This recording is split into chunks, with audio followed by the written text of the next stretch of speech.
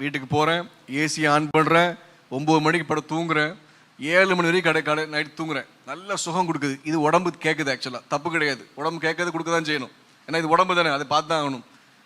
ஆனால் உள்ள ஆவி சொல்லும், தேவன் சொல்லுவாங்க, நீ 3 மணிக்கு ஏந்தி அந்த ஏசி ஆஃப் பண்ணு, லைட்டாக ரூம் விட்டு வெளியே வா, நீ ஜெபம் செய். இதைத்தான் பரிசுத்த ஆவியானவர் சொல்லுவாங்க. ஏன்னா உங்களை முழுக்க ட்ரைனிங் பண்ணுறது தான் அவருடைய வேலை.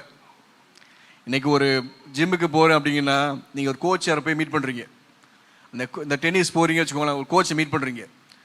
நீங்கள் குதிச்சு பழகிருக்கவே மாட்டீங்க. நீங்கள் ஸ்ட்ரெச் பண்ணி இந்த உடம்பு அப்படியே இந்த ஸ்ட்ரெச் பண்ணி பழகிருக்க மாட்டீங்க. உங்களுக்கு பிடிக்காட்டியும் பரவாயில்ல, அந்த கோச் பார்த்தீங்கன்னா ஜம்ப் பண்ணுங்க, பர்பீஸ் போடுங்க, தண்டால் எடுங்க, நீங்கள் ஜம்ப், இதெல்லாம் கோச்சிங் பண்ணிகிட்டே இருப்பார். அப்போ தான் நீங்கள் அந்த மனுஷன் சொல்கிற ஒரு டென்னிஸ் பிளேயராக மாற